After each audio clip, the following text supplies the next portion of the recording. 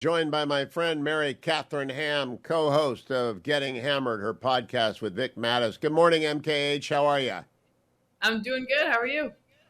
Well, I've got the same bone to pick with you that I did 2 weeks ago, which is now the fetching Mrs. Hewitt, to whom I've been married almost 41 years, is telling me how funny Vic Mattis is. I could put up with the Mary Katherine Ham is funny and entertaining, and she Right. tells cute stories about the kids, but now Vic is funnier than me.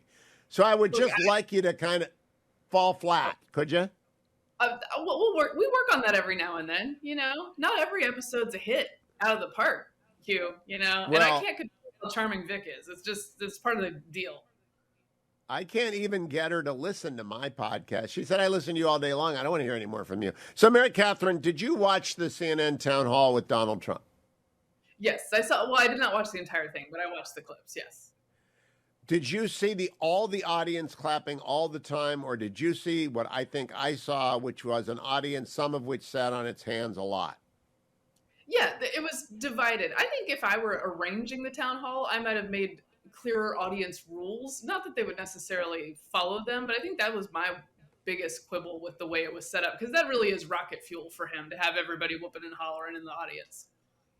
Do you think they were whooping and hollering, or were they just applauding when he took his riff on Gene Caroll? And I want to ask you why you think they applauded the Gene Caroll riff.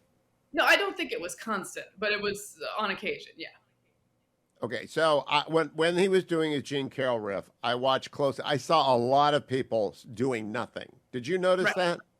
Yes. No, I know that people in the audience were not unanimously applauding this thing, right? But the problem is, as the polite person who's not, you're not making any noise, right? So it sounds like everyone is in this boat.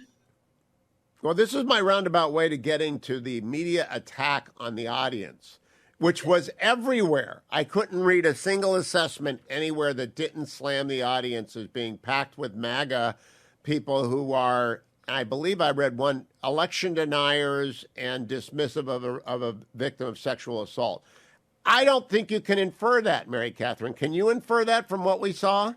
No, did they poll them before they came in? Also, it's Republican primary voters in New Hampshire. Some of them are going to be very big Donald Trump fans, but not all of them are probably very big Donald Trump fans. And I believe there was some focus grouping after the fact on CNN, but it was pretty pushy in that it was like, why are you all election deniers?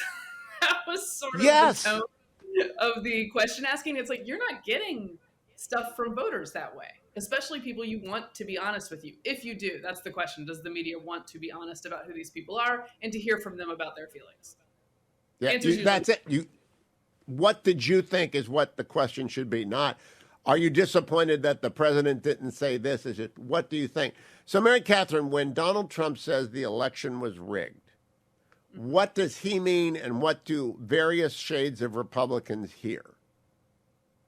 So I think he means literally that he won and Biden lost. I think that now I think that there are elements of the election, because it was 2020, because coronavirus rules made people do different things in different states, that sort of changed the rules in the middle of the game. I think these are fundamentally unfair things that happened while the game was in play, but he did not win the election and have it taken from him. I think that's what he means, and other people can mean any shade of that along the way.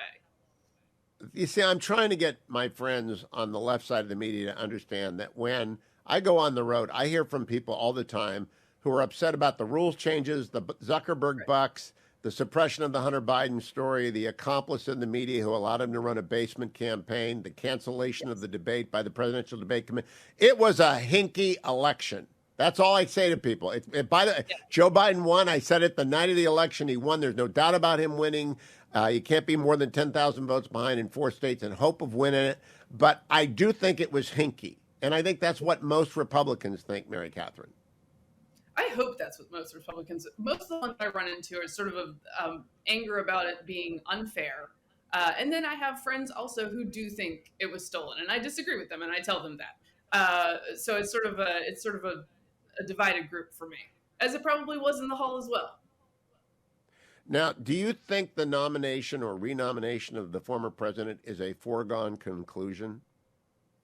I don't think so, because we've barely started.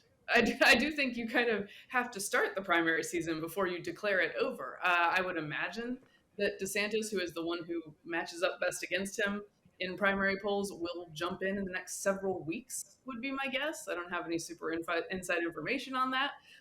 And I think the fact that he went to Des Moines when Trump did not the other night was a sign of life in that regard, and sort of a clever play. And I think that the folks who have announced have something to show Donald Trump on stage or in Iowa or in New Hampshire, and connect with voters, and they should get a chance to do that. The last two question marks are Chris Christie and Michael Pence. Those are the two Right. I'm waiting to hear from. Do you think either or both get in? I feel like Chris Christie, having heard him speak, wants to get in just to rhetorically beat someone up again. I think he's raring for that fight. I guess he would wage that fight on behalf of himself instead of Donald Trump this time. And I don't know about Pence. I imagine he wants to. I think he's going to get. I think our field is going to be set with those two joining. Mary Catherine Ham is the co-host of the wildly popular In My Household, Getting Hammered with Vic Mattis, but I wish she would just flop once. Please, Right, just lay down. It's like take a dive in the third, like in being the Brad Pitt role in Snatch.